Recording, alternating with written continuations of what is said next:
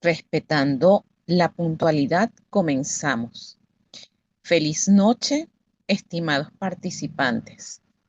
Les doy la más cordial bienvenida, deseándoles todo lo mejor en este lapso académico.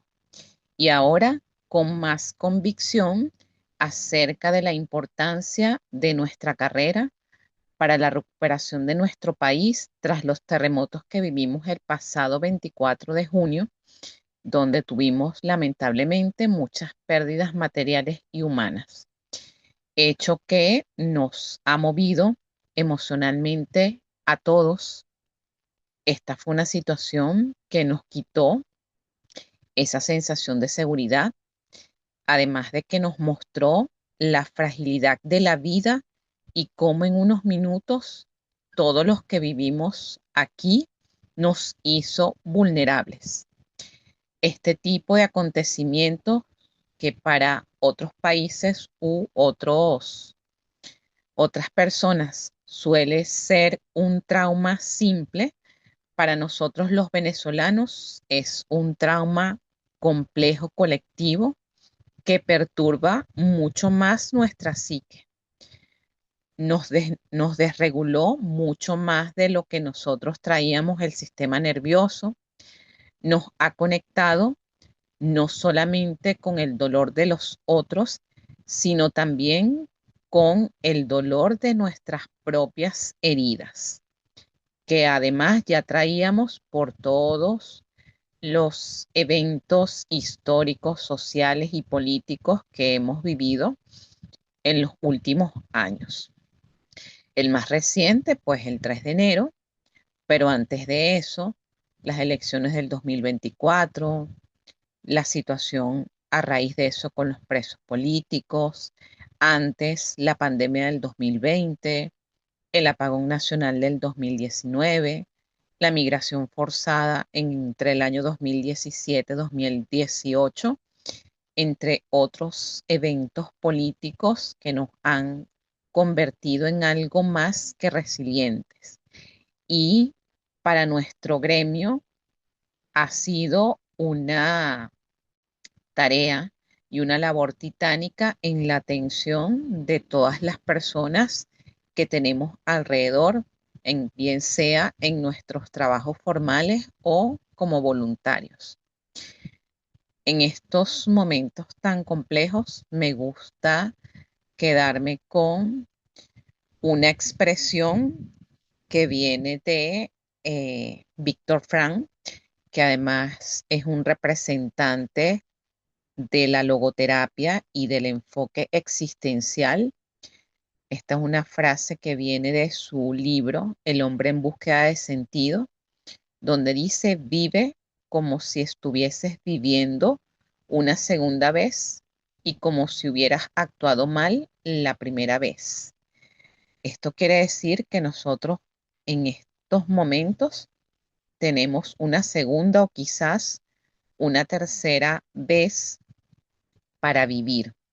Yo creo que lo que vivimos nos puso la película de la vida o de nuestra vida así pasar en un minuto. Y yo creo que esto es para reflexionar más allá de la academia, la gran tarea que nosotros tenemos para apoyar y para apoyarnos entre nosotros, no solo en el gremio, no solo a ustedes como estudiantes, sino también a los otros colegas y, por supuesto, a nuestras familias, nuestros pacientes.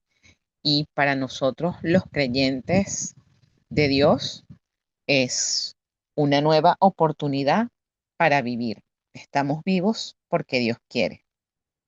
También me gusta quedarme con una frase llamada del mismo autor: nuestra mayor libertad es la libertad de elegir nuestra actitud ante las circunstancias que nos rodean. Aparte de psicólogos, también somos humanos y también tenemos derecho a quebrarnos, porque además estamos viviendo un duelo colectivo. Todos los que han sido mis estudiantes en otras asignaturas recordarán en este momento lo que siempre les digo: la importancia de llevar un proceso de terapia personal. Ahora más que nunca nos necesitamos bien, sanos emocionalmente y fortalecidos por todo el trabajo que nos ocupa en este momento y que nos va a tocar en los próximos meses, que ya sabemos que ante estos eventos y estas catástrofes, pues es una labor titánica mantener esa fortaleza mental, emocional, además esa serenidad y seguir aportando, seguir adelante en impulsar a los otros y ayudarlos y ayudarnos a nosotros mismos a salir de nuestro dolor. Con eso les dejo este aporte con respecto a lo que estamos viviendo. Ahora sí, desde la formalidad, si quieres decir algo, Alexandra, que estás en sala antes de que continuemos, pues esta es la oportunidad. Puedes hacer uso del chat, puedes hacer uso del micrófono. Bueno, profesora, primero mis saludos y bueno, escuchándola hablar de una manera tan emotiva, si se quiere. No agradecerle sus palabras porque es cierto, si bien yo por lo menos tengo la bendición de que no tuve una persona directamente afectada, sí pude verlo en amigos que perdieron inclusive hasta un hijo, ¿no?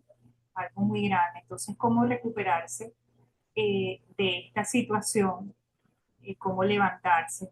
Realmente es difícil, pero bueno, yo creo que la esencia de todo estará en apoyarnos, en que nosotros como seres humanos nos apoyemos y un poco apelar en el caso de nosotros como estudiantes de psicología y los mismos profesionales, apelar a los conocimientos para favorecer y, y eso, para ayudar a esas personas que realmente lo requieran y lo necesitan en este momento. Es así. Bueno, gracias por tus palabras. Creo que todos, directa o indirectamente, aunque estemos bien, hemos tenido dolientes en La Guaira, bien sea compañeros, bien sea gente que conozcamos, a todos nos conmueve, porque además es una ciudad que por segunda vez sufre una catástrofe de esta magnitud. Ya lo había vivido en el año 1999 y de verdad que no es fácil no quebrarse ante lo que estamos viviendo. Yo ya he tenido la oportunidad, yo además de ser profe en la UBA, también trabajo en un colegio y bueno, hemos estado haciendo trabajo de contención con los papás y de verdad es importante que usemos nuestros conocimientos para bien y aunque sea para decirle al otro, estoy aquí para ti y cuento contigo. Porque además creo que esto nos demostró que aunque estamos, ¿cómo llamarlo?, desamparados con respecto a lo que son las autoridades que nos gobiernan, por llamarlo de alguna manera, pues la respuesta de nosotros fue una respuesta de solidaridad, empatía, sin que nadie nos dijese nada. Para mí esta es una muestra de que nosotros, así como hemos salido de otras situaciones difíciles, vamos a seguir adelante, nos vamos a levantar. Me gusta mucho la metáfora del ave fénix. Yo creo que Venezuela va a resurgir de sus cenizas y lo vamos a hacer entre nosotros. Y como dije al inicio, pues de nosotros los psicólogos se esperan muchas cosas.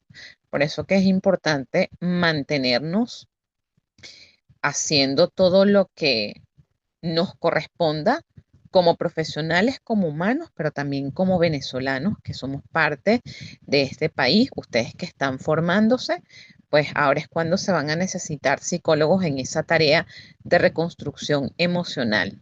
Yo creo que ya estamos haciendo el posgrado el postdoctorado de la resiliencia. Bueno. Ahora Totalmente de sí, acuerdo, profesora, con usted. De verdad que sí, estamos haciendo, esto nos va a permitir hacer ese posgrado, porque qué más resiliente que el venezolano con todas las situaciones por las que hemos pasado. Y bueno, y sin embargo, estamos acá y bueno, tratando de seguir superando vicisitudes.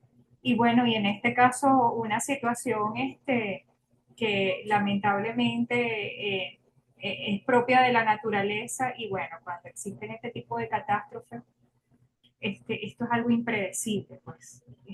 así es.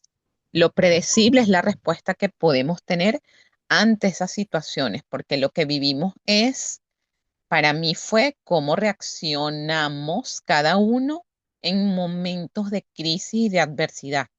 Me quedo paralizada, salgo corriendo, en quién pienso, pienso en el que está al lado, me desespero y quizás desde nosotros como psicólogos se esperan muchas respuestas de serenidad y calma, pero como digo, bueno, como seres humanos es difícil que no nos quebremos.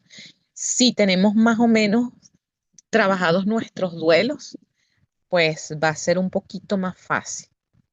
No, no, yo siempre digo, en este tipo de momentos, el que no se conmueve y que no se quiebre, no es humano y no es sensible. El que no se quiebre, pues, al menos en psicología, pues entonces nos sirve para trabajar con personas, porque además tocamos las heridas y lo más sagrado del otro, que es su integridad emocional. Ya nosotros teníamos cierta fortaleza mental porque nos ha tocado, como yo digo, una amiga dice que es terapia evasiva, yo digo es fingir demencia y fingir demencia es precisamente esa conducta evasiva para que esa realidad tan abrumadora que nos ha perturbado tantos años no nos siga rompiendo, porque además como venezolanos estamos muy heridos y eso es lo que nos ha permitido salir adelante. Para mí el hecho de estar aquí con ustedes, pues es un privilegio. Buenas noches, el formar, formarlos a ustedes y desde lo teórico, pues poder contribuir a lo que vamos a ver en la práctica, porque ciertamente, como me decía una colega y ex estudiante que ella estuvo como voluntaria en La Guaira, una cosa es lo que te dicen los manuales de primeros auxilios psicológicos y los manuales de intervención en crisis, pero otra cosa es lo que tú ves en el campo y en la práctica. Es bastante complejo, hay que hacer todos los, todos los, todos los ritos y todas las estrategias de autocuidado emocional para nosotros poder sostener a otros, incluso desde nuestra familia. Además, el sostener a los que están cerca de nosotros, porque siempre se espera, bueno, tú que eres psicólogo debes tener respuestas para eso, sí, ciertamente. Podemos manejar la teoría, pero desde la práctica y desde la humanidad, pues nos necesitamos entre nosotros. Aquí sí necesitamos la solidaridad entre colegas, el hecho de poder hacer catarsis de todas esas experiencias que hemos tenido y poder aportárselo a los otros, porque bueno, ahora es cuando tendremos trabajo como les digo. Ahora sí, bueno, creo que se incorporó alguien, todavía no hemos iniciado. Ahora sí, a ver qué escribió Alexandra. Sí, así es. Somos más que resilientes, empáticos, solidarios, humanos. Y nuestro principal salvador, que es el humor, y en este caso ya sabemos que nosotros somos, o la mayoría, muy de contacto físico en estas experiencias con los papás que yo los comentaba, pues eh, la necesidad finalmente es de tener un espacio seguro y en ese abrazo un espacio de contención emocional sin usar palabras. Eso es muy importante. Bueno, ahora sí damos inicio desde la formalidad a esta primera clase en vivo del periodo 2026-7 para la unidad curricular Teoría de los Tratamientos 1, sección R1. Quien les habla, la profesora y tutora Yosbeli Vázquez. Para mí es un gusto acompañarles nuevamente en este breve periodo de tiempo donde conoceremos la profundidad y complejidad teórica de la primera parte de los tratamientos psicológicos enfocados en el abordaje de los trastornos psicológicos en la población infanto-juvenil. Después de todos los inconvenientes que tuvimos el mes pasado con la actualización de la página, pues ya ustedes esta vez sí pudieron iniciar y estaba todo el material disponible. En esta sesión académica conoceremos el funcionamiento y la estructura organizativa de esta unidad curricular, socializar el plan de evaluación e informar acerca de las fechas claves del periodo académico que recién comenzó el día sábado 11 de julio y tiene como fecha de culminación el próximo 3 de agosto del presente año. Y además tendremos una breve introducción al contenido teórico de la unidad 1. Recordemos que el periodo académico se desarrollará a lo largo de las siguientes semanas, ya sabemos que es breve, dentro de las cuales tendremos 2 clases en vivo para conocer los correspondientes a los temas de esta unidad curricular y 2 actividades sumativas que para ustedes será la realización de 2 cuestionarios. Estas clases en vivo se realizan en las semanas 1 y 2, siendo esta la primera clase. La segunda la tendremos el próximo lunes 20 de julio, que si mal no recuerdo, a las 7 de la noche. Igual se les enviará mensaje a través del foro de anuncios como recordatorio de la misma. La evaluación de esta unidad curricular, como ya señalé, constará de 2 actividades sumativas basadas en la realización de 2 cuestionarios. El cuestionario número 1, que evalúa la unidad 1 y 2, y el cuestionario número 2, que evalúa la unidad 3. Ya tienen disponibles todos los recursos de apoyo para dar respuesta a las evaluaciones. Por otra parte, también se les dejó algún material en los recursos de consulta de las unidades y dentro de la descripción del cuestionario. Cada cuestionario tiene un valor de 50%. Mi objetivo como tutora y docente es darles estructura y a su vez crear un ambiente de aprendizaje motivador donde puedan sentirse cómodos compartiendo sus ideas, preguntas y reflexiones. Además que esta unidad curricular es uno de los pilares de lo que es la psicoterapia o los tratamientos como tal. Ahora paso a describirles lo que es la competencia general y los objetivos específicos para cada uno de los núcleos temáticos. Teoría de los tratamientos 1 está organizada en 3 unidades. La competencia general es analizar los modelos cognitivo-conductuales de tratamiento psicológico mediante la construcción de un marco conceptual para la planificación terapéutica de soluciones a distintas problemáticas y patologías clínicas del niño y del adolescente en los diferentes contextos, con una actitud ética y reflexiva.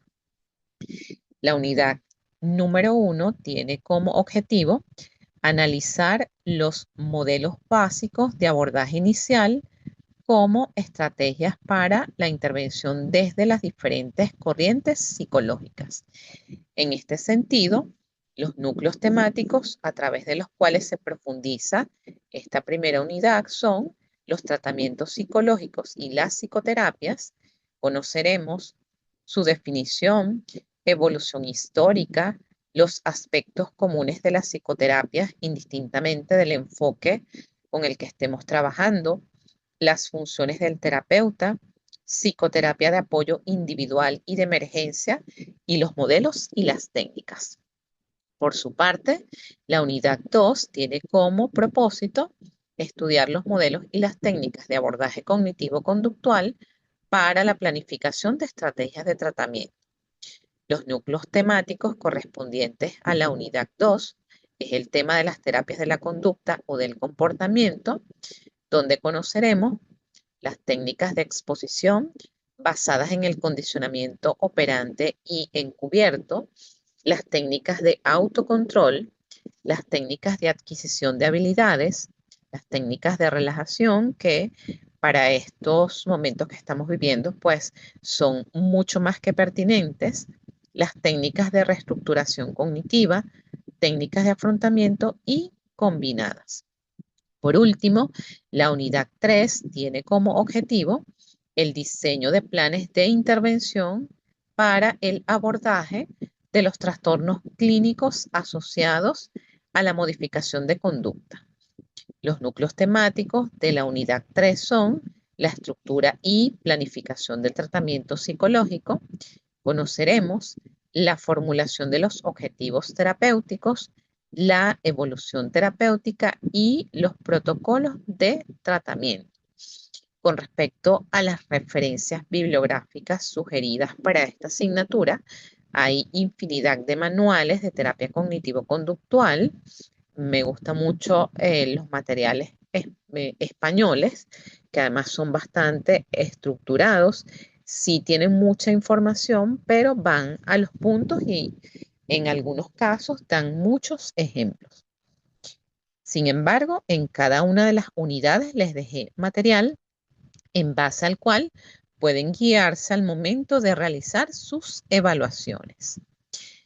Entrando en materia como tal, a continuación se desarrollará la exposición teórica correspondiente a la unidad 1 de teoría de los tratamientos 1.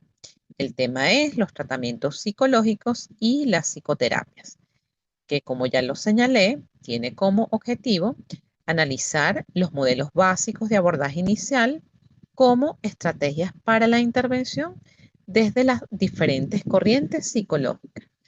Aunque esta asignatura tiene un componente bastante cognitivo-conductual, pues también es importante que conozcamos los otros enfoques. Se centró desde la planificación en el abordaje cognitivo-conductual porque es el que suele ser muy efectivo y eficaz en el abordaje infanto-juvenil. Sin embargo, pues no desmerezcamos los aportes que pueden tener los otros enfoques, sobre todo en la situación en la cual estamos viviendo, pues las técnicas de Gestalt y las técnicas psicoanalíticas y las humanistas, pues nos va a servir o nos van a servir mucho más para no ser invasivos al momento de hacer las intervenciones de contención emocional, recordando desde la psicología evolutiva, la psicología del desarrollo, que los niños, sobre todo los niños pequeños, vamos a decir, elaboran sus conflictos psíquicos a través del juego. De hecho, en esta experiencia que comenté inicialmente con los papás, algunos de ellos reportan que los niños están jugando constantemente a repetir la situación que se presentó durante el terremoto. Entonces juegan a las muñecas, que es el terremoto, que es el momento, lo que hacen, y desde la práctica, pues este juego en los niños les va a permitir elaborar de una manera mucho más que les permita lograr su equilibrio, eh, pues a través de esta estrategia, pues. No necesitamos hacer una gran intervención, sino que quizás permitirles ese espacio de juego. Por eso han visto que una de las intervenciones que se están haciendo a nivel de los refugios, a nivel de los hospitales y los centros donde están recibiendo a los niños provenientes de La Guaira o que fueron muy afectados por el terremoto, es precisamente a través de actividades lúdicas, a través de actividades de dibujos, del juego, de la plastilina, los plastidedos y todo esto. En este caso dejamos un poquito de lado lo que sería la reestructuración cognitiva. Pues recordemos también, o digo la reestructuración cognitiva porque es una de las estrategias que más se utiliza con los adolescentes o con los adultos, pues para un niño a veces poner en palabras su malestar psicológico necesita mayor desarrollo cognitivo. Entonces, con respecto a esto, por eso con los niños chiquitos se suele utilizar más el juego y más en su lenguaje, más desde su nivel. Esto es algo que aprendemos en la práctica y que a lo mejor un manual estandarizado no te lo va a decir, lo va a considerar, pero quien ha tenido esa experiencia trabajando con niños es quien te puede decir, bueno, cuáles son las cosas que podrías hacer y las cosas que no. Aunque desde mi experiencia muchas veces los niños suelen sorprendernos con sus estilos de afrontamiento particular. Continuando con lo que es el contenido de esta primera unidad, pues ya sabemos el tema, tratamientos psicológicos y psicoterapia, su definición, evolución histórica, aspectos comunes, funciones del terapeuta, psicoterapia de apoyo individual y de emergencia, modelos y técnicas. Comenzaremos con la principal interrogante de este tema, ¿qué es la psicoterapia? Parte de la dificultad para dar respuesta a esta pregunta se encuentra en la naturaleza compleja y diversa de este campo. Actualmente, desde la literatura se reporta que existe una multitud de psicoterapias modernas que difieren en cuanto a sus supuestos subyacentes, los focos de tratamiento, los objetivos y métodos para alcanzar esos objetivos. Estas múltiples definiciones de psicoterapia, la mayoría convergen en ciertos conceptos comunes. Mencionaré a título de ejemplo las siguientes definiciones que provienen de autores de diferente orientación. Laplanche y Pontalis, que son de orientación psicoanalítica, ellos tienen una obra muy famosa que es un diccionario de psicoanálisis.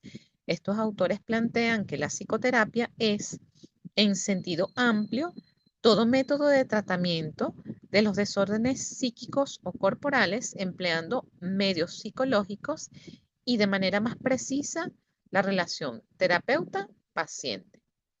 Por su parte, Goldberg define a la psicoterapia como el tratamiento por medios psicológicos de problemas de naturaleza emocional, en el cual una persona entrenada establece deliberadamente una relación profesional con el paciente con el objeto de eliminar, modificar o retardar síntomas existentes, mediatizar patrones de conducta perturbados y promover el crecimiento positivo de la personalidad y el desarrollo.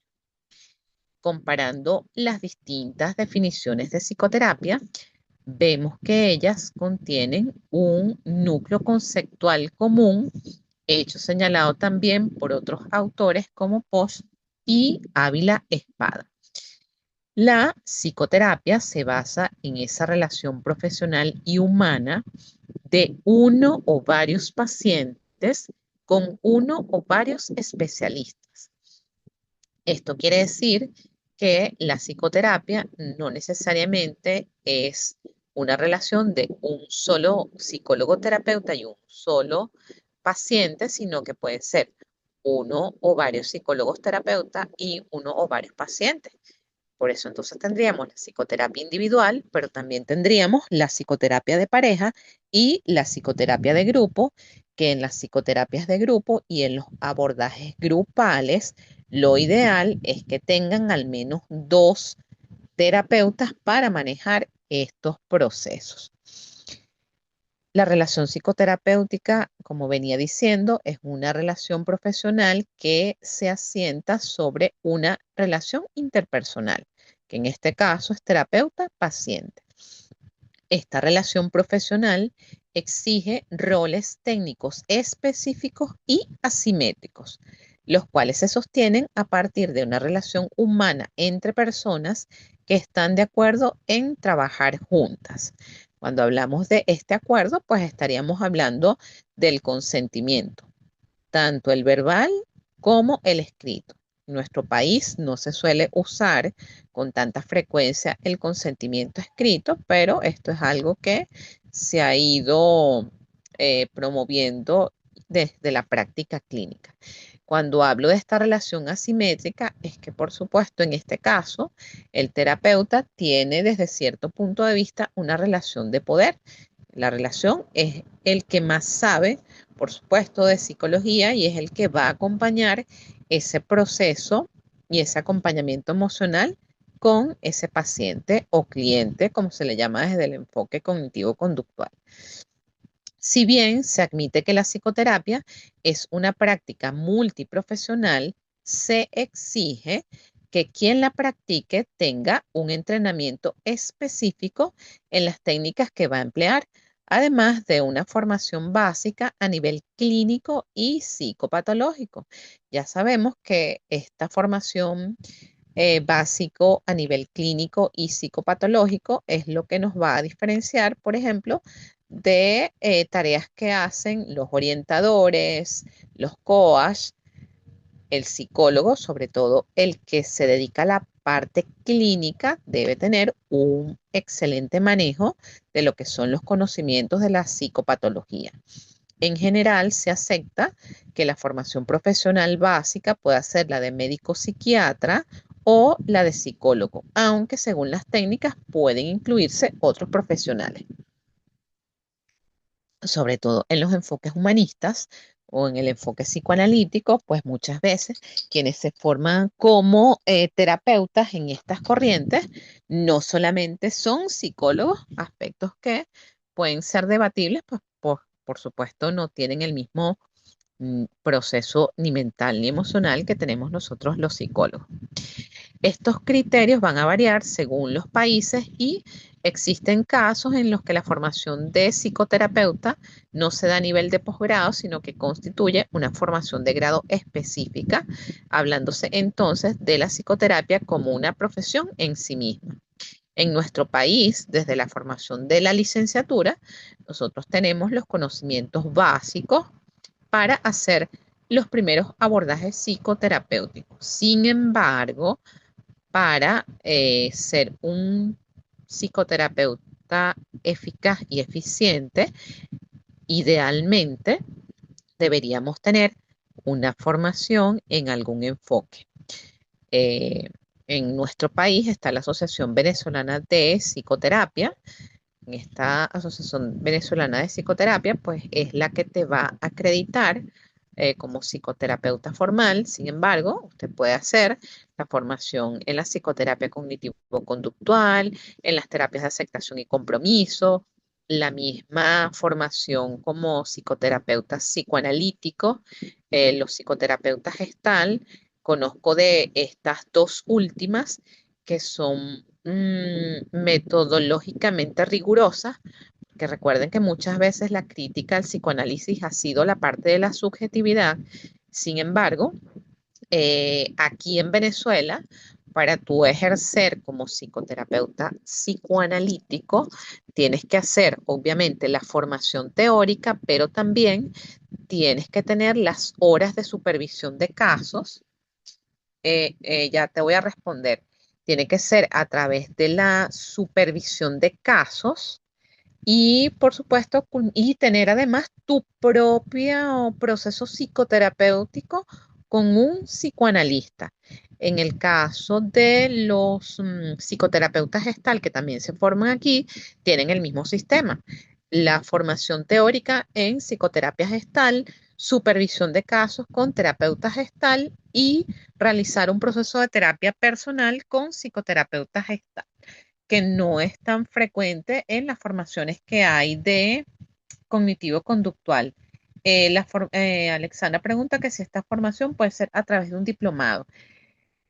Te diría que sí y que no. Te puedes valer de los conocimientos que aprendes a través de los diplomados. Sin embargo, lo que te va a dar la agilidad y la destreza como psicoterapeuta es hacer bien sea la formación o la especialización en psicología clínica tanto de la Universidad Central de Venezuela como la de la UCAB. También está la maestría en psicología clínica de la Universidad Rafael Urdaneta, que está en Maracaibo. Los diplomados son formaciones muy cortas y en esas formaciones cortas muchas veces no vas a tener precisamente esa experiencia de tener las horas que requieres de supervisión clínica, que es supervisión de caso, tener tus propias horas de terapia personal y por supuesto vas a tener la formación teórica, pero sin las otras dos. Las otras dos las necesitamos ese, sobre todo en los primeros años de nuestra carrera, necesitamos ese acompañamiento con un supervisor clínico. Las psicoterapias consisten, de manera general, en un conjunto de procedimientos técnicos que se sustentan en conocimientos teóricos relativos a cuestiones de orden etiológico, psicopatológico y terapéutico sobre los problemas a los que se dirigen. La existencia de un cuerpo de hipótesis teóricas y técnicas que fundamentan la práctica distinguen las psicoterapias formales de los intentos espontáneos de ayuda que se dan entre individuos, los cuales, si bien pueden ser de gran utilidad, no buscan explicar teóricamente las razones de su eficacia ni transmitirse en forma de técnicas replicables y evaluables. Sobre todo en la contingencia que estamos viviendo y porque vi un comunicado esta mañana de la Federación de Psicólogos de Venezuela, porque este tipo de eventos suele haber mucho intrusismo.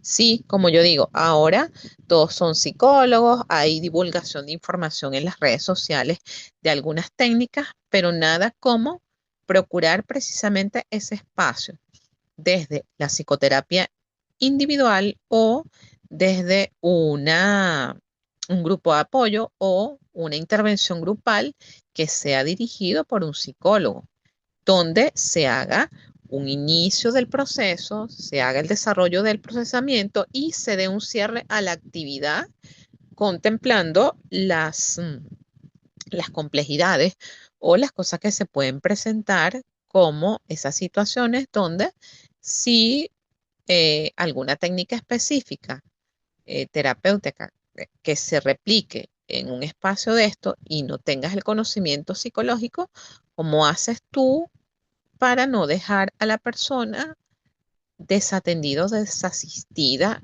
y que pueda contenerse y luego mantener serenidad ante eso que la movió o le hizo clic? Por eso debemos ser celosos de que esas intervenciones deben ser guiadas y dirigidas por un psicólogo y preferiblemente acompañadas, bien sea de su grupo de trabajo o como voluntario en la misma federación, que además ellos están dando ya la formación. De hecho, no sé, ustedes les debe haber llegado la información, un ciclo de formaciones que hay para esta semana, incluido el fin de semana, sobre todo primeros auxilios psicológicos, intervención en crisis, eh, la- el tema de mañana que es bastante interesante, que es lo del sanador herido, que es como nosotros que estamos inmersos en este contexto, nosotros somos sanadores heridos, porque esto fue algo que nos afectó a nosotros directamente y como tú, desde tu experiencia teórica, cómo lo llevas a la práctica sin, sin que haya un sesgo en tu intervención con las otras personas. Eso es bastante interesante y es lo que quiero rescatar también de esta clase para promover el cambio psíquico, buscando aliviar un sufrimiento o favorecer el desarrollo de una persona y de sus vínculos. El cambio que se intenta lograr puede ponerse de manifiesto en las distintas áreas de la conducta, bien sea mente, cuerpo o mundo externo. El sufrimiento puede deberse a un trastorno definible en términos de los diagnósticos habituales, tipo los que realizamos con los manuales DSM o la clasificación internacional de enfermedades, o corresponder a problemas y conflictos tanto individuales como interpersonales de naturaleza más amplia, los cuales, aunque no entren en una clasificación nosográfica, tienen el efecto de perturbar el desarrollo o el funcionamiento social de la persona constituyendo para ella y para quienes la rodean una fuente de limitación o malestar. Eh, Fíjese, estas definiciones, como las hemos visto, todas coinciden en que la psicoterapia abarca un conjunto de técnicas que coinciden en las características señaladas por cada uno, si bien se diferencian en distintos aspectos a nivel de la teoría y la técnica. En un sentido más amplio, toda relación de ayuda incluye una actitud psicoterapéutica, en la medida en que el profesional busca ayudar a la persona que consulta a afrontar psíquicamente la situación por la que está pasando y, aunque no esté aplicando una técnica determinada, lo hace actuando de forma reflexiva, informada y crítica, es decir, atendiendo al efecto de sus intervenciones y actuando de conformidad con las reglas del arte. Si bien para Freud el psicoanálisis era inequívocamente una terapia psicológica, algunas orientaciones psicoanalíticas actuales sostienen que el psicoanálisis ortodoxo o tradicional no debería ser considerado una psicoterapia, pues su objetivo es mucho más amplio y los resultados terapéuticos surgen como efecto de la exploración del inconsciente, que es la meta principal. Esta opinión parte de una definición de psicoterapia mucho más estrecha que lo que sería una opinión integral, en la medida en que consideramos que el cambio y el enriquecimiento de la persona y de sus vínculos entran dentro de los fines de la psicoterapia, corresponde incluir al psicoanálisis dentro de este campo. Además, no podemos desmerecer que la gran contribución del psicoanálisis es que precisamente a partir de aquí se origina lo que es la psicoterapia como tal. Ciertos procedimientos como lo es el counseling o que la traducción es consejería y la psicoterapia de apoyo, que es lo que estaríamos dando en estos momentos de crisis, están a mitad de camino entre lo que son las psicoterapias formales y la actitud inespecífica de sostén o consejo presente en toda relación de ayuda. Con todo, existe evidencia de que los elementos de apoyo o consejo juegan un papel más importante que el que a veces se les reconoce. Esto ha sido demostrado incluso en estudios minuciosos de sesiones psicoanalíticas por Wallerstein. También ha sido señalado que el uso inadecuado de los elementos de apoyo puede resultar iatrogénico, disminuyendo, por ejemplo, la autoestima o generando actitudes de dependencia.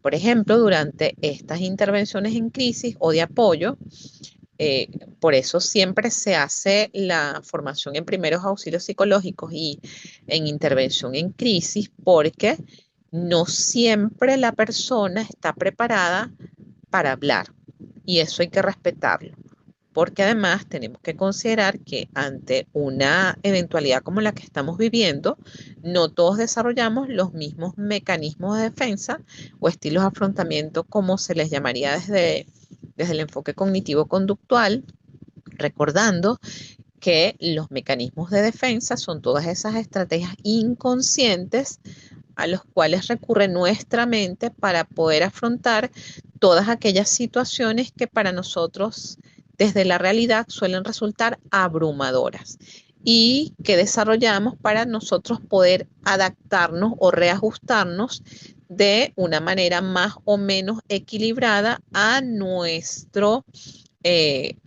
diario vivir. Entonces, no le podemos preguntar, tal como hacen, por ejemplo, los periodistas, que me ha parecido terrible, ¿y qué pensaste durante el terremoto? Y acaban de para toda la familia, yo creo que eso es una intervención bastante iatrogénica. Y eso es algo que debemos tener mucho cuidado y que evidentemente solo nosotros, los psicólogos y los psiquiatras, por supuesto, sabemos cuándo podemos hacer una intervención de este tipo. De hecho, bueno, si la persona te dice, yo en este momento no quiero hablar de eso, pues tenemos que respetar esa parte del duelo y hablaremos o intervendremos otras cosas tales como preservar la salud y la integridad física, eso es parte de la psicoeducación que da el psicólogo. Entonces no solamente, no vamos a entrar directamente en terapia, sino que tenemos que esperar a que la persona esté más o menos calmada antes de hacer una intervención directa. Existen, por tanto, razones para incluir a la consejería o counseling, como se le llama, y a la terapia de apoyo dentro de las prácticas psicoterapéuticas que requieren entrenamiento para ser utilizadas en forma sistemática. Incluso existen formaciones con respecto a lo que ha sido estos primeros auxilios psicológicos, intervención en crisis, y digo de forma sistemática porque la Federación, eh, la Escuela de Psicología de nuestra universidad también se ha abocado en estas formaciones en intervención psicosocial, en los primeros auxilios psicológicos, porque esos son intervenciones estructuradas. Entonces, esto nos debe quedar claro. Ahora, los principales modelos de la psicoterapia actual pueden ser agrupados en 5 orientaciones. Y esto de acuerdo a lo que proponen Feisas y Miró en su obra Aproximación a la psicoterapia. A saber, estos grandes modelos son los modelos conductuales, los modelos puramente cognitivos, los modelos psicodinámicos o psicoanalíticos, los modelos sistémicos y los modelos humanísticos existenciales. Aquí en ocasiones voy a hablar del enfoque cognitivo-conductual, que es la integración de los modelos conductuales con los cognitivos. Pero es importante que sepamos desde la teoría que existen modelos puramente conductuales, modelos puramente cognitivos y la integración que sería la terapia cognitivo-conductual. Siendo así, bueno, vamos a comenzar hablando de lo que son los modelos conductuales. En la década de 1950, junto con otras orientaciones, surgió el conductismo. Los fundamentos teóricos están basados en los antecedentes en el positivismo y el empirismo. Se nutre de la teoría clásica del aprendizaje de Thorndike y en las teorías del aprendizaje social. Se define como la ciencia de la conducta. La conducta es el objeto de estudio y para ello utiliza el método científico experimental. Denomina conducta a todo cambio que ocurre en un organismo. Desde esta perspectiva, todo lo que puede hacer un organismo es comportarse. El ser humano entonces, al momento de nacer, tiene una determinada carga genética que pauta el temperamento. A partir de allí, y como resultado de la interacción bidireccional, continua y constante con el medio o con el contexto, como se le llama ahora, en el que se desarrolla, el individuo aprende a ser como es decir, a comportarse, a pensar y a emocionarse. Este aprendizaje, entendido como experiencia, es un proceso que ocurre a lo largo de la vida del sujeto. El modelo se desarrolla a partir de los trabajos de Watson, quien a su vez parte de las investigaciones de Iván Pavlov y Bescherev sobre condicionamiento. Watson le legó a esta corriente la denominación de conductismo, así como el método de estudio utilizado de condicionamiento clásico. Desarrolló la desensibilización sistemática, que es una técnica basada en el condicionamiento clásico, que es utilizada en situaciones clínicas. Alrededor de la década de 1950, Skinner, como resultado de sus investigaciones, desarrolla otro modelo de aprendizaje, que se denomina el condicionamiento operante o instrumental, con el que, poniendo énfasis en las consecuencias generadas por el ambiente, trabaja en la modificación de la conducta. Hasta ese momento, el conocimiento generado no hacía posible acceder al estudio de lo interno, del organismo, de lo que Skinner llamara el mundo bajo la piel. Esto es emociones, sentimientos, pensamientos e imágenes. A partir de la década de 1960 y gracias al influjo de los profusos trabajos de investigación que siempre caracterizaron al modelo conductual, se desarrollaron los modelos mediacionales. Esto es el aprendizaje imitativo, el observacional o vicario, cuyo representante o principal exponente es Albert Bandura. y el aprendizaje cognitivo, cuyos principales representantes son Albert Ellis, Aaron Beck y Michenbaum. Estos modelos mediacionales explican la adquisición de las conductas internas y por lo tanto permiten el desarrollo de técnicas de modificación de las mismas. El modelo cognitivo es el actual desarrollo evolutivo del modelo y ha pasado a ocupar un lugar cada vez más importante en el tratamiento de los diversos problemas psicológicos y entidades clínicas. Los diferentes modelos de aprendizaje han dado lugar al desarrollo de una multiplicidad de técnicas basadas en este modelo, entre las cuales tenemos técnicas conductuales y técnicas cognitivas. Entre las técnicas mayormente divulgadas y que usamos dentro de la práctica clínica están las técnicas de exposición, la técnica de la desensibilización sistemática, la exposición in vivo, la prevención de la respuesta, la detención del pensamiento, la inmersión. Dentro de los procedimientos operantes están las técnicas de reforzamiento con sus derivados, la técnica del castigo, la extinción, saciedad, discriminación. Por técnicas puramente conductuales, el moldeamiento, la asignación de tareas progresivas, planificación de actividades, las técnicas de resolución de problemas, la de toma de decisiones, las técnicas del aprendizaje social, el role play o juego de roles, el ensayo de conducta, el modelado. Otras técnicas cognitivas son la reatribución, la modificación cognitiva, el debate cognitivo, el cuestionamiento socrático, las autoinstrucciones y el biofeedback. No vamos a profundizar ahorita en lo que son las técnicas, eso lo haremos para la siguiente clase. Ahora, conozcamos lo que es el modelo psicoanalítico.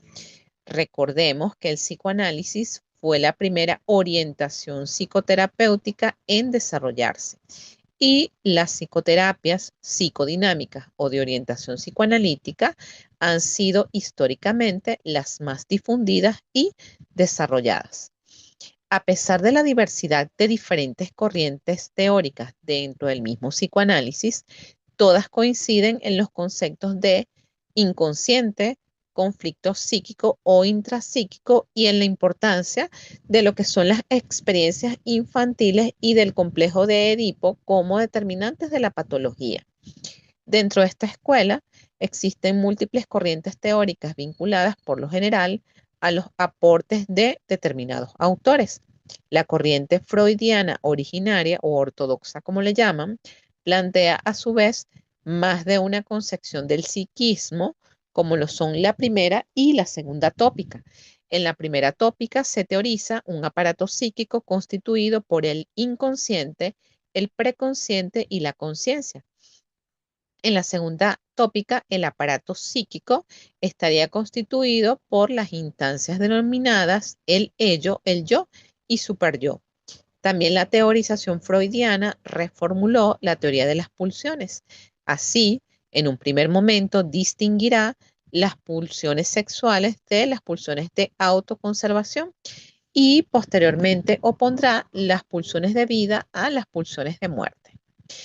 Además de un conjunto de postulados teóricos sobre el psiquismo humano, el psicoanálisis es un método psicoterapéutico que busca investigar la conflictiva infantil inconsciente del paciente como una forma de enriquecimiento en la comprensión de sí mismo y de su historia, y concomitantemente como un camino de resolución de su patología.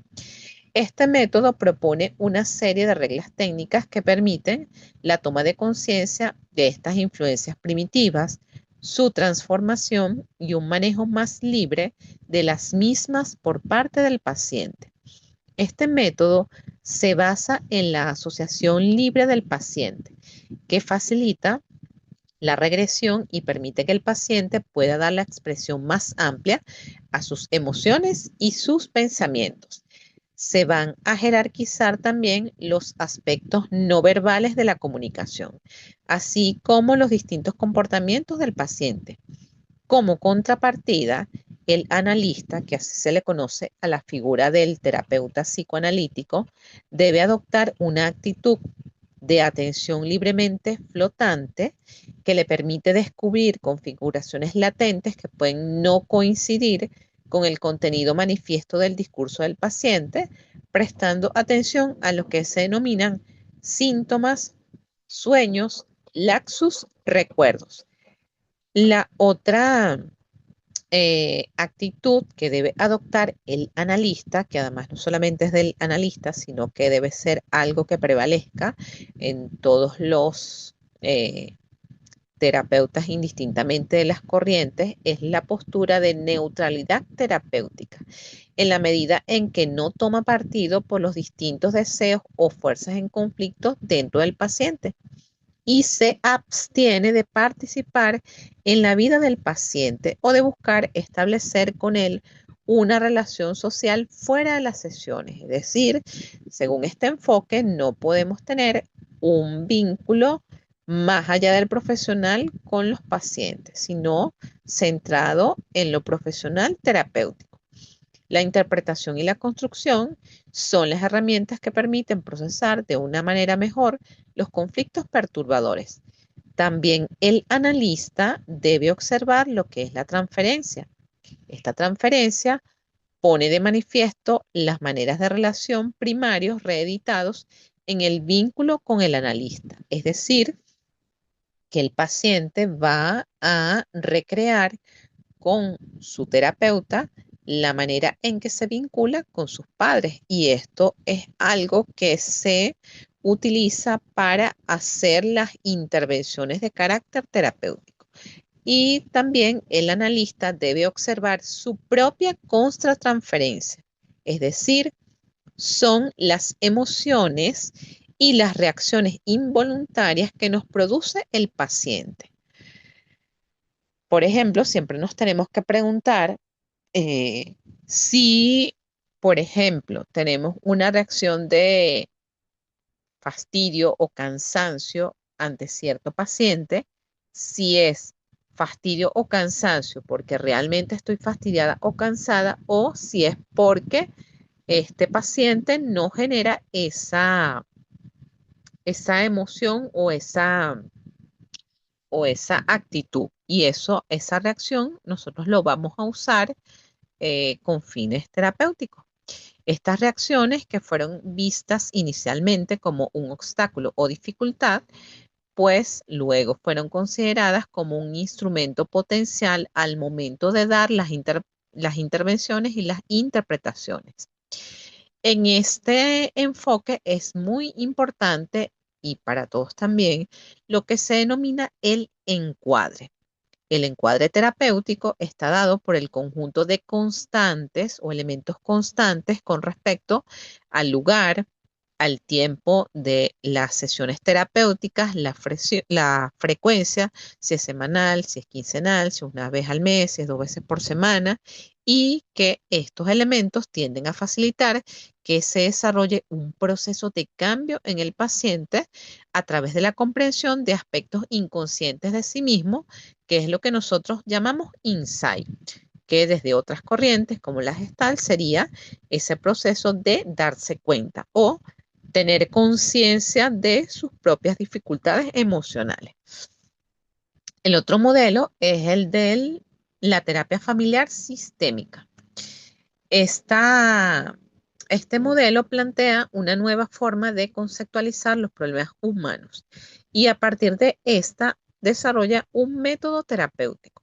Se origina al comienzo de los años 1950 en Estados Unidos a partir de dos raíces.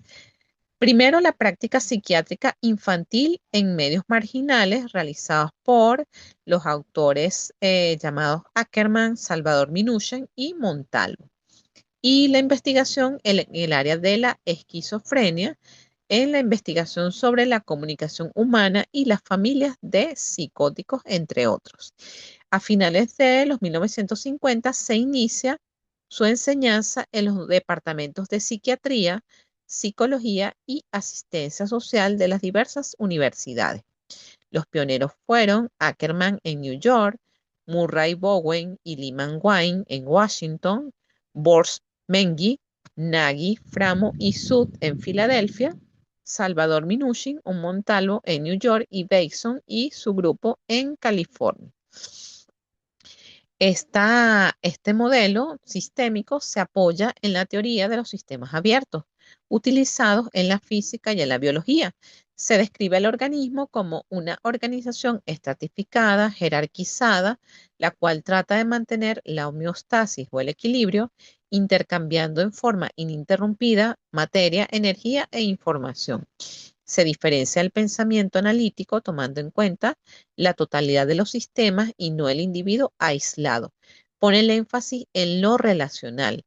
Toma de la teoría de los sistemas los conceptos de totalidad, interacción, organización, jerarquía y equifinalidad. De la cibernética toma los conceptos de homeostasis y retroalimentación. A partir de la teoría de la comunicación, el grupo de Palo Alto planteó la teoría del doble vínculo. Plantea el aspecto adaptativo de los síntomas en familias con vínculos perturbados. Algunas de las técnicas que se utilizan desde la terapia familiar sistémica son la reestructuración, donde se hace énfasis en la modificación de la estructura familiar y el establecimiento de los límites y de los roles. Redefinición del síntoma, donde se pone el énfasis en la función reguladora del problema. La posición del terapeuta es coparticipar con la familia para construir el sistema terapéutico que guiará el proceso. Ahora, con respecto a lo que son los modelos humanistas de la psicoterapia, estos abarcan lo que se denominan las concepciones fenomenológicas, humanistas y existenciales, desarrolladas en el campo psicoterapéutico. Dentro de las concepciones humanistas destacan la terapia gestáltica, el análisis transaccional y la psicoterapia centrada en el cliente. A todas estas orientaciones se les denomina teóricamente la tercera fuerza a partir de la década de 1960. Y esto porque se presentaron como alternativas tanto al psicoanálisis como al modelo conductista que eran dominantes durante esos años. Ahora hablemos en específico de lo que son esas terapias experienciales y otros enfoques, donde está la psicoterapia gestal, el psicodrama no analítico, la psicología analítica de orientación junguiana. De hecho, aquí en Venezuela también esto es una de las formaciones, vamos a decir, que se ha popularizado, la fenomenología y el análisis existencial, la musicoterapia, la hipnosis, que para los nuevos parámetros de la Asociación Americana de Psicología, pues la hipnosis ahora es una técnica controvertida. La mayoría de las corrientes experienciales, trabajan predominantemente en forma individual. Sin embargo, algunas de ellas también lo hacen a nivel de pareja, a nivel de familia, de grupos o reuniones multifamiliares, y en algunas de ellas el enfoque familiar o grupal tiene mayor o especial importancia, como en la terapia sistémica y en la psicodramática. Según Beristain y Nitela, los modelos humanistas se caracterizan por la importancia concedida a la percepción subjetiva del mundo o realidad como determinante fundamental de la conducta.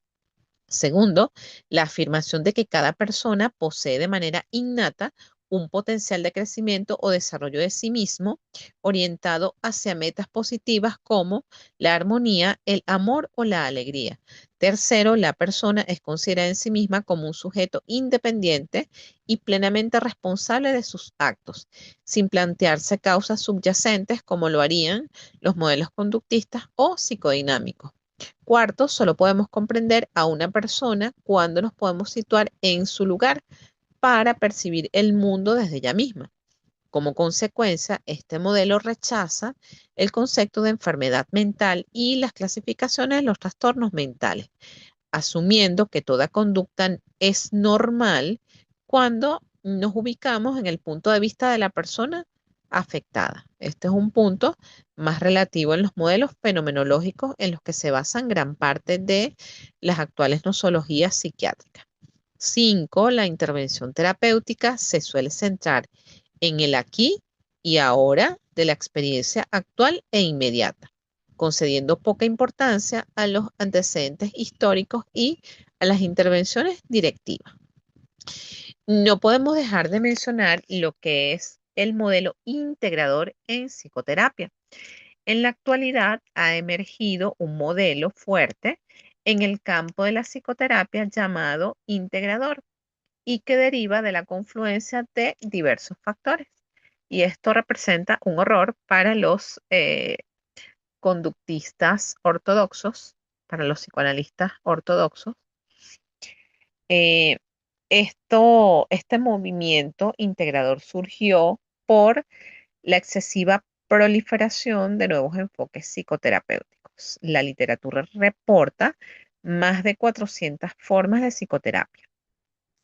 Luego tenemos la imposibilidad de que un enfoque determinado sea el más adecuado para todos los casos y la búsqueda de adecuación del tipo de paciente, tipo de problema o tipo de terapia.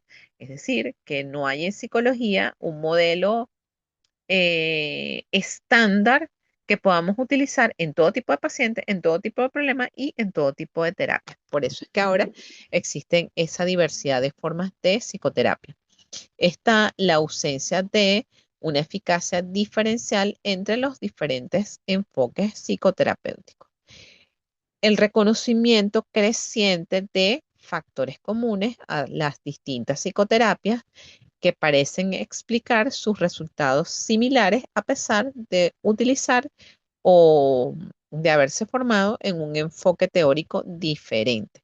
El énfasis en la relación terapéutica y en las características de la personalidad del paciente, en los factores sociopolíticos y económicos que presionan a los niveles asistenciales para reducir los costos, eficacia a tiempo, sobre todo en el caso Venezuela o en algunas intervenciones que he visto, donde hacen intentos de realizar intervenciones grupales que yo los para mí son de dudosa cuestionabilidad en la práctica, pero bueno, esos son otros asuntos. Todos estos hechos que les acabo de mencionar han llevado a plantear diversos enfoques de modelos integradores en psicoterapia. Pero tenemos también lo que es la integración técnica. Su máximo representante es Rela Saras. Para este enfoque integrador basado en la integración técnica, hay que reducir la importancia de las teorías y emplear cualquier procedimiento con una efectividad contrastada en determinados casos.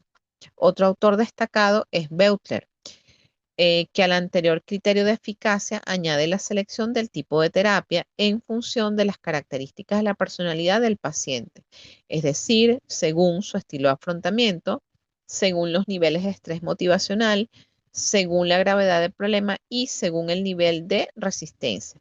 Este autor remarca además lo irrelevante del diagnóstico psiquiátrico para seleccionar los enfoques terapéuticos. Dentro del movimiento integrador también está la postura de la integración teórica. Desde este enfoque se propone bien integrar procedimientos de dos o más enfoques de modo híbrido, como la terapia psicodinámica conductual de Wachtel, centrada en el análisis de los círculos viciosos psicoevolutivos, y los que proponen una integración desde la psicología cognitiva y las terapias constructivistas, que en un determinado metanivel epistemológico pueden explicar la diversidad de fenómenos de cada terapia. Otro de los enfoques dentro del movimiento integrador es el de los factores comunes, centrados en los procesos y factores comunes de las distintas psicoterapias y que explicarían su efecto general similar. Los autores más destacados son los clásicos Alexander y Crencha y su concepto de experiencia emocional correctiva, y Frank, centrada en la psicoterapia como medio de reducir la desmoralización a través de determinados mitos y rituales institucionalizados. De este modo, a nivel más general, existirían actualmente dos grandes corrientes, a su vez, con sus orientaciones particulares. aquellos que propugnan un enfoque particular llamado escolásticos y aquellos que propugnan un enfoque integrador. Los datos de la investigación parecen cuestionar seriamente la actitud de los escolásticos, pero aún no hay suficientes investigaciones y evidencia para defender la viabilidad de cualquiera de los enfoques integradores propuestos, aunque esto sigue en avance. Una actitud intermedia sería aceptar, por supuesto, la presencia de la diversidad de los enfoques como algo positivo para según el caso planteado y según el tipo de paciente. Ahora, es importante que nos centremos en lo que son los aspectos comunes de las psicoterapias. Indistintamente del enfoque teórico que decida trabajar el terapeuta, la mayoría de los profesionales utilizan varias técnicas que son comunes en su proceso de intervención, entre las cuales tenemos fomentar el insight o esa habilidad de darse cuenta internamente de su proceso emocional, reducir el sufrimiento emocional del paciente, fomentar la catarsis, que es la expresión de su malestar emocional, proporcionar información nueva que a fines teóricos es lo que nosotros llamamos la psicoeducación, que todos la hacemos, designar tareas fuera de la terapia, aumentar la fe y la esperanza de los clientes o pacientes y sus expectativas de lograr cambios. O sea, es decir, la esperanza en que todo pasa y que vienen tiempos mejores. En otras palabras, todas las psicoterapias permiten el establecimiento y refuerzo de una importante relación entre paciente y terapeuta, provisión de una cuota significativa de confianza y la esperanza para aliviar el sufrimiento, propuesta de nuevas informaciones y con ello nuevas posibilidades de aprendizaje. Facilitación de la activación conductual es el hecho de nosotros mandarle tareas. Esto facilita que el paciente haga cosas para salir de ese estado de malestar. Aumento de la sensación de autodominio y eficacia e incremento de las oportunidades de verificar los cambios y los logros en la práctica. Ahora, dentro de todo esto es importante preguntarnos, ¿qué es lo que busca el paciente cuando va a terapia? La psicoterapia es un servicio de ayuda profesional entre cliente y terapeuta, donde este último ofrece el logro del bienestar psicológico del paciente. En este sentido, la escucha activa y la empatía son dos de los principios fundamentales para lograr que esta relación se desarrolle adecuadamente. Tanto paciente como el psicólogo tienen que lograr dejar de lado durante el proceso de terapia las ideas preconcebidas que tengan sobre otras personas para facilitar este proceso. Esto es, ya existe un chiste sobre esto, el de escuchamos, no juzgamos, es precisamente nuestro trabajo. Escuchamos, no juzgamos. Igual el paciente tiene que aprender a escucharse a sí mismo y no juzgarse. Uno de los problemas principales de la psicoterapia suele ser, sorpresa, nosotros los terapeutas. De nosotros depende en gran parte la mayor probabilidad de éxito o de fracaso. De acuerdo con esto, vamos a describir la importancia de lo que son las características de el psicoterapeuta. El psicoterapeuta debe reunir una serie, mejor dicho, un buen psicoterapeuta tiene que reunir una serie de condiciones. Partimos de la idea de que el terapeuta dirige el tratamiento, no la vida del paciente. Por eso hacemos acompañamientos terapéuticos y no le decimos al paciente qué hacer. Lo ayudamos a generar diversidad de estrategias, a plantear distintos escenarios, pero finalmente quien decide cómo va a llevar su vida es el paciente.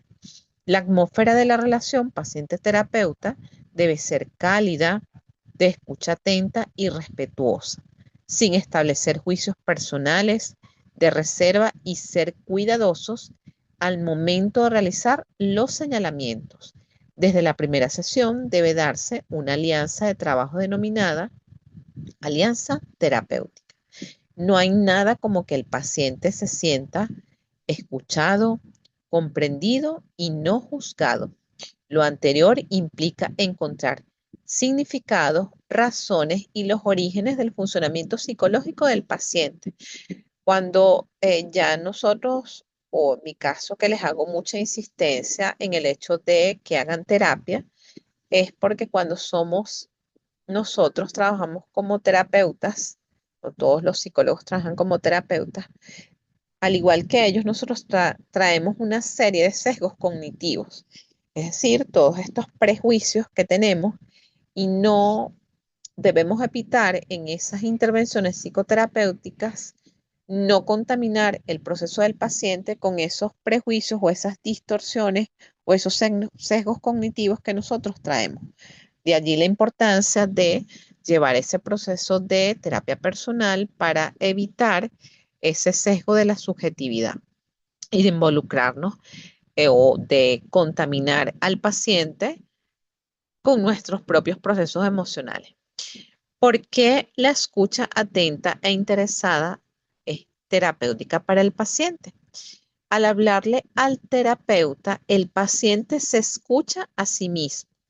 La actitud de escucha en espera del terapeuta lo obliga a ese proceso de pensamiento, es decir, a estructurar palabras en ideas, a pensar en lo que nunca pensó. Cuando nosotros le damos la devolución es cuando ellos nos dice, oye, no lo había visto de esa manera. O ahorita que lo estoy hablando, primera vez que lo verbalizo. Estos son los avances que se tienen dentro de ese proceso de terapia. El paciente brinda explicaciones y justificaciones de sus conductas. Desde ella, el terapeuta debe ofrecerle alternativas a significaciones que no tuvo en cuenta en su momento. Ahí es donde les ofrecemos las alternativas. Y finalmente, el paciente es el que decide. De acuerdo a lo que proponen Vados y García, existe una lista de aptitudes que debe tener el psicoterapeuta. Un buen terapeuta debe contar con las siguientes habilidades. Capacidad de empatía, es decir, de situarse imaginativamente en la conciencia del enfermo y comprender directamente sus vivencias, tanto en su aspecto afectivo como intelectivo, es decir, en su aspecto emocional como intelectual. Van a ver que voy a utilizar una serie de términos, pero esta serie de términos es porque muchos de estos materiales de psicología y de psicoterapia vienen de la traducción en inglés o en alemán.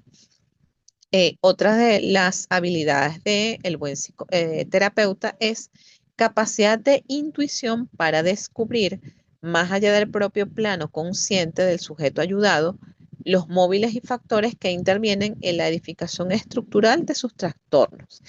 Capacidad de síntesis y jerarquización, de ordenación y sistematización de los complejos datos obtenidos en un esquema conceptual coherente y laxo a la vez que permita atender a las emergencias del curso terapéutico sin perder la orientación del mismo y el dominio de la situación en todo momento. Es decir, esta capacidad para nosotros poder organizar todos esos datos que nos suministra el paciente, tanto en la anamnesis como a través de la aplicación de prueba, como en la observación clínica o conductual que le hacemos en un esquema coherente. Este esquema conceptual coherente es la formulación clínica del caso o el análisis funcional de la conducta si nosotros estamos hablando de un enfoque conductual.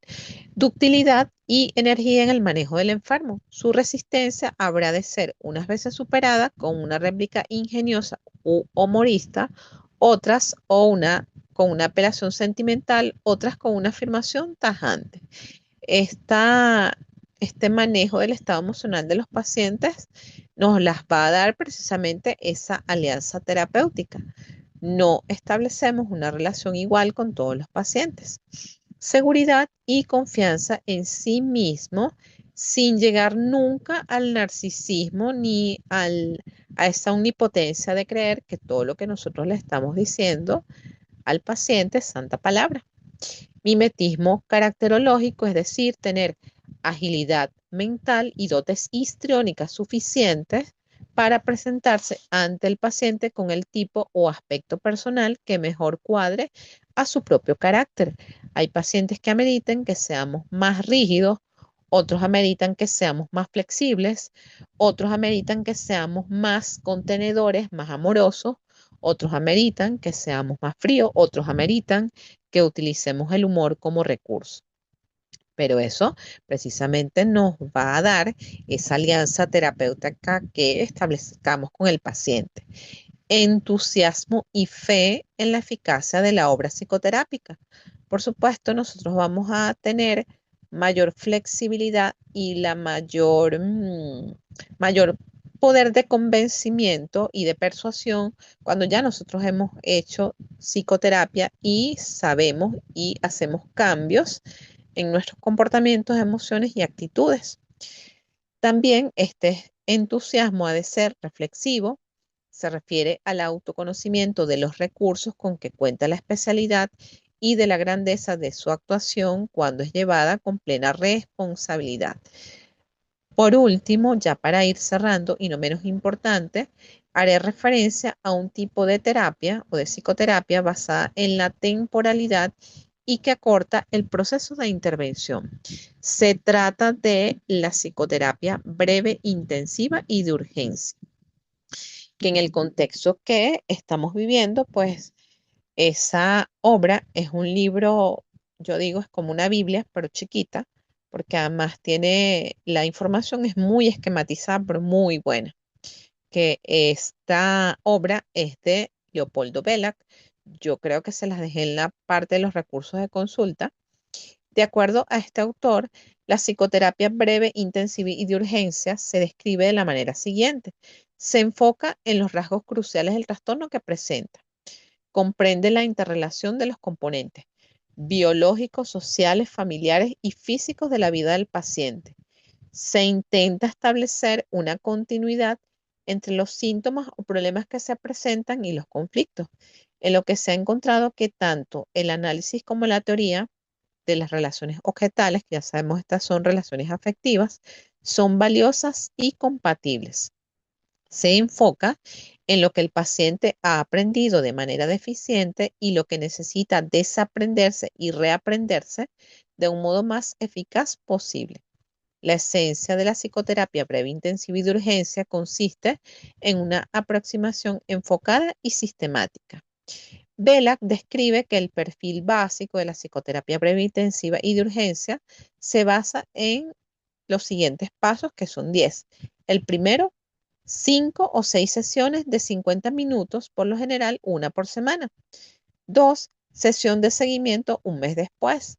3, anamnesis completa. 4, valoración psicodinámica y estructural. Esto, cuando habla de estructural, es hacer la evaluación de todas las funciones del yo, de acuerdo a lo que propone el enfoque psicodinámico. 5, consideraciones de los aspectos médicos y sociales, sobre todo en el caso que nos ocupa, las consideraciones de los aspectos médicos tienen que ver con las amputaciones, con la rehabilitación, con el acompañamiento o todo eso que tiene que ver con la internalización de los miembros fantasmas, porque imagínense, haber sobrevivido y además de haber sobrevivido, haber quedado amputado, eso implica que muy probablemente esto es una persona que vaya a requerir uso de prótesis. Entonces, esto requiere una adaptación desde el punto de vista psicológico y físico. 6, plan para las áreas de intervención. 7, plan para métodos de intervención. 8, plan para la secuencia de áreas y métodos de intervención. 9, decidir la aplicación de terapia individual o si se combinará con sesiones conjuntas o familiares. 10, consideraciones de condiciones facilitadoras como fármacos u hospitalización breve. Cuando hablamos de fármacos, ya sabemos que nosotros como psicólogos, ningún psicólogo medica, tenemos que hacer la interconsulta, bien sea a neurología o psiquiatría, según el caso, porque hay situaciones como la depresión mayor, los intentos suicidas, los episodios psicóticos que requieren la contención farmacológica y en algunos casos las hospitalizaciones. El papel del terapeuta en la terapia breve requiere de una actividad mental más activa mientras se escucha. Las intervenciones se tienen que conceptualizar y planificar de forma activa, a un mayor grado que en la terapia de larga duración. Ya para concluir, es importante que tengamos presente lo que son los principios de la bioética que rigen al campo de la psicoterapia. Frente a un caso determinado, deben plantearse, en primer lugar, aquellas terapias que tienen estudios que muestran su efectividad en ese tipo de problemas, que en este caso, por eso teoría de los tratamientos uno hace énfasis en ese enfoque cognitivo-conductual, pues de acuerdo a los parámetros mundiales, la Asociación Americana de Psicología, el enfoque basado en evidencia, o lo que se llama enfoque basado en evidencia empírica, quienes cumplen de manera rigurosa estos parámetros es precisamente la terapia cognitivo-conductual. En situaciones complejas, cuando no hay suficiente evidencia comparativa disponible, puede darse prioridad a la motivación o preferencia del paciente. Te puede llegar un paciente que diga, eh, licenciada, doctora, yo quiero hacer terapia con usted, pero si tiene el enfoque cognitivo-conductual o si usted es de orientación psicodinámica o si usted es de orientación conductual o si usted hace terapia de duelo. Esos requerimientos también podemos tomarlo en consideración y tenerlo presente en el abordaje. El paciente tiene derecho a estar informado de las razones por las cuales se propone determinada forma de terapia, de las alternativas posibles y de la capacitación del terapeuta en dicha técnica. Por eso es que los psicólogos, la formación no se termina en el pregrado. Siempre tenemos que estar constantemente actualizándonos, constantemente formándonos en las distintas técnicas terapéuticas. La relación terapéutica debe servir para que el paciente pueda encontrar sus propias soluciones a los problemas de su vida sin ser influido por las opiniones o preferencias personales no técnicas del terapeuta. Con esta descripción damos por concluida esta exposición teórica para esta primera clase en vivo de Teoría de los Tratamientos 1, sección R1.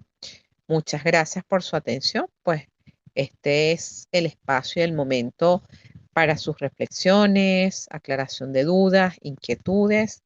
Y si no les surgen en este momento, pues recuerden que también tendremos la clase en vivo 2 para eh, solventar y responder todas las inquietudes que tengan.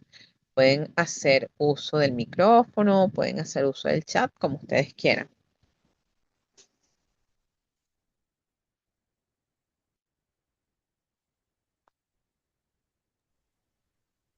Bueno, profesora, todo claro hasta ahora y bueno, ya me imagino que ya tenemos entendido, bueno, lo de la cuestión de que ya no existen la ayuda a través de los cuestionarios, ¿no? Los que otorgaba en todo caso la universidad.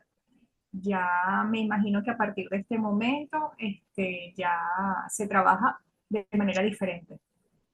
Sí, pero en el caso, en los cuestionarios está disponible el material en base al cual ustedes van a estudiar, que es bastante sencillo. ¿Ok? Ok, entendido.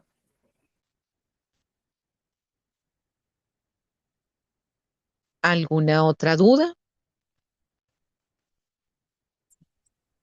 Hola, buenas noches, profesora. Buenas noches. Y escuchándole, bueno, en el tiempo que logré conectarme, escuchaba y estábamos con compañeros de trabajo.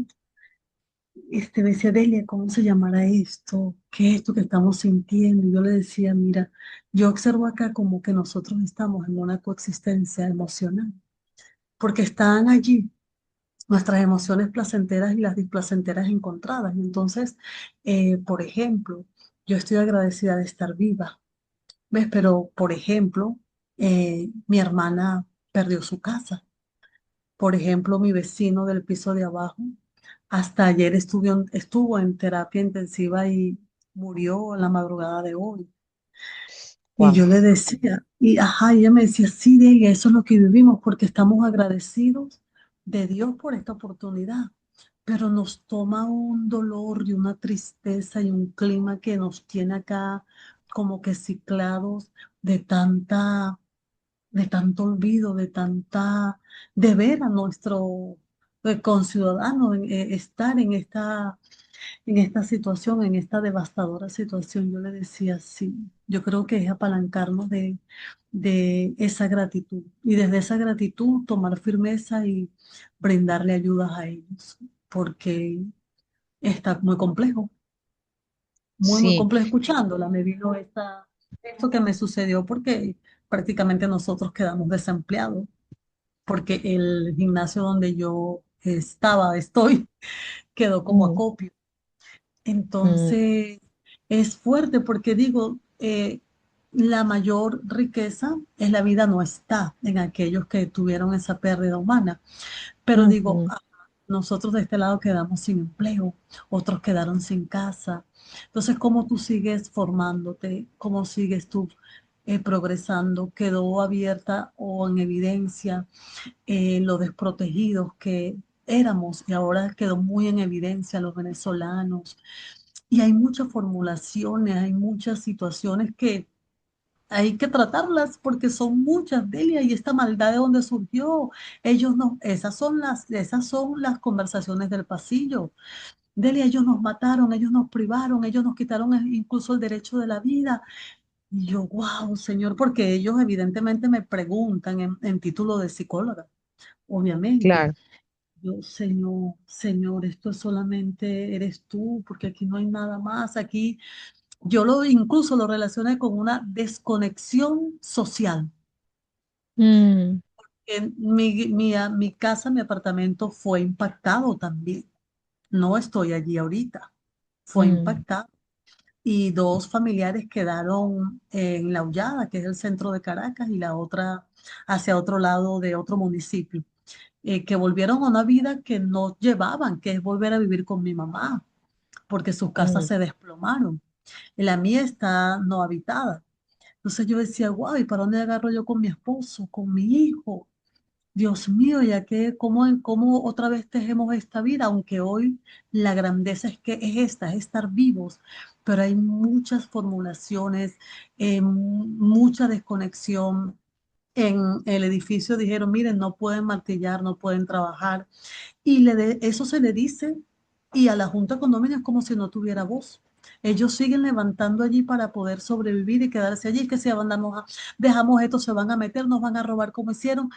Wow, yo decía, señores, ellos no están diciendo nada que no se haya vivido. ujú. Así que tú. Ciertamente. Tomo tus palabras en el sentido de que nosotros como, como población estamos desamparados. Me quedo con la respuesta solidaria que hemos tenido entre nosotros y desde lo espiritual o desde lo religioso, como lo quieran llamar, pues si estamos vivos, estamos aquí, los que estamos indemnes, tenemos un propósito y el propósito Mm, es ayudar al otro a reconstruirse, a reconstruirnos como país, con todas las mm, limitaciones que podamos tener, que ya las hemos wow, tenido. Tú te sí, incorporaste un poco tarde a la clase, pero comencé sí, diciendo que nosotros tuvimos un evento y un desastre que en otros países hubiese sido un trauma simple, pero para nosotros los venezolanos ha sido muy complejo. Venimos, evento más reciente, 3 de enero, pero más wow, atrás, las elecciones del 2024, que mi sí, conclusión como, vamos a decir, como humana, no psicólogo, pero no me puedo desligar del rol de psicólogo, fue un evento que nos movió demasiado, que nos quebró, que ya veníamos quebrados, en el que yo digo, en el 3 de enero tuvimos que celebrar por dentro. En las elecciones del 2024 tuvimos que guardar nuestra tristeza, sin contar lo de antes, la pandemia, el apagón, las protestas, la migración forzada. Todos hemos tenido de alguna manera, hemos sido tocados y rotos por todo lo que hemos vivido en los últimos 27 años. Nada más por eso. Nada más así, tenemos un trauma complejo colectivo. Ahora, ¿cómo Sí, nosotros nos reconstruimos después de esto? Como le decía a tu compañera, nosotros tenemos ahorita un postdoctorado en resiliencia y la sí, resiliencia es totalmente.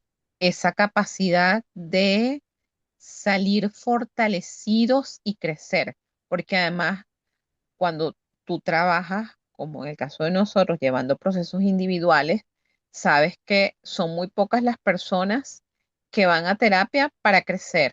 Siempre hay una crisis de por medio. Si no hay crisis, no hay cambio. Y yo estoy segura de que todo esto que nos sucedió a todos, ya sabemos que nosotros no contamos con las autoridades, nosotros contamos entre nosotros y vamos a seguir con esta respuesta solidaria entre nosotros. Nos vamos a ayudar como podemos, como familia, como pueblo, como vecinos, como lo quieran llamar. Creo que esa es la reflexión desde lo espiritual. ¿A ti qué te importa? Sí, lo material nos va a costar un poco recuperar, es cierto porque vivimos en unas condiciones socioeconómicas complejas. Pero si ya lo hemos hecho en otras oportunidades, ¿qué nos los va a impedir ahora? Así es. Ujú. Muy Buscar las bien. estrategias, siempre hay. Y aquí lo que llaman el famoso tejido social. Creo que muchas cabezas piensan más que una sola y tenemos que Ujú. unirnos como pueblo. Decir, ¿sabes qué? Aquí nadie nos va a ayudar, nos vamos a ayudar entre nosotros. ¿Cómo vamos a resolver? No sabemos, pero lo vamos a hacer cuando tengamos un poquito más de claridad emocional. Ahorita estamos muy abrumados por la emoción. Entonces quizás en los próximos 3 meses nos vaya a costar un poco recomponernos emocionalmente. Sí. Pero ya hemos generado fortaleza mental porque nos ha tocado, como yo digo, fingir demencia para poder salir Sí. adelante. Porque si no, no hay manera. Entonces, desde nuestro Ujú. espacio podemos hacer, coincido contigo, para mí, como profesora, admiro a todos mis estudiantes porque a pesar del contexto difícil en que vivimos, han decidido invertir en su educación. Y yo creo que lo que tú aprendes nadie te lo quita. Y la carrera que tenemos nosotros ahora es cuando nosotros vamos a tener trabajo, porque ciertamente aplicamos primeros auxilios, intervención en crisis, pero nosotros tenemos que, eh, como profesionales pagos o voluntarios, hacer nuestro granito de arena en que el otro esté bien. Si yo puedo dar una Ujú. consulta solidaria o incluso gratuita, pues lo haré y lo haremos, como lo hemos hecho en otros Sí, tiempos. Yo creo que así es. este es el momento de decir, ¿sabes qué? ¿Qué hago yo con dinero y con toda esta formación y con ambición si yo no puedo ayudar al que tengo al lado? Ese es la vocación de servicio que sale a relucir en este momento. A mí me sorprendió que no hubo nadie que nos mandó. Al día siguiente la respuesta fue, yo creo que todos nos paramos, no sé, en la despensa o en nuestro closet o en nuestra mente, ¿qué hago? ¿Cómo aporto? ¿Qué doy? Porque además la respuesta fue, yo me voy para La Guaira. Sí, wow. Y fue porque además a un estado que ha sido golpeado grandemente por segunda vez. Sí. Entonces, creo que esa respuesta de solidaridad, de empatía, yo creo que otras naciones han visto nuestro ejemplo, como nosotros no hay, la verdad. Los que hemos estado afuera y vuelto un ratico, los que nunca se han ido, los que tenemos familia afuera, casi la mayoría tenemos familia afuera, pues la Sí. sensación de impotencia, si nosotros sentimos que no hacemos, ellos se sienten más impotentes porque no están aquí para ayudarnos. Y yo creo que Ujú. esa es la gente que nos va a ayudar a reconstruir. Ah, así es. Gracias, profesor. Muchas gracias. Bueno, aquí estaremos y aquí seguiremos. Saldremos adelante. Y ya a ustedes les falta poco para graduarse. Y Sí, bueno, no es Sí, casual que les haya tocado precisamente cursar estas unidades curriculares de los tratamientos en este momento en que tanto lo necesitamos. sí, totalmente. así es, profesora. Muchas Bueno, gracias. siempre a la orden. ¿Algo más que decir, comentar, hacer? No, profesora, muchas gracias por su tiempo y bueno, por su dedicación y sus sabias palabras. Bueno, seguiremos, nos encontraremos la semana próxima. Cualquier idea que tengan, inquietud, pueden hacérmela saber a través del foro de anuncios o a través de la mensajería. Y bueno, lo retomamos en la clase de la semana que viene. ¿Vale? Gracias, profesora. Buenas noches.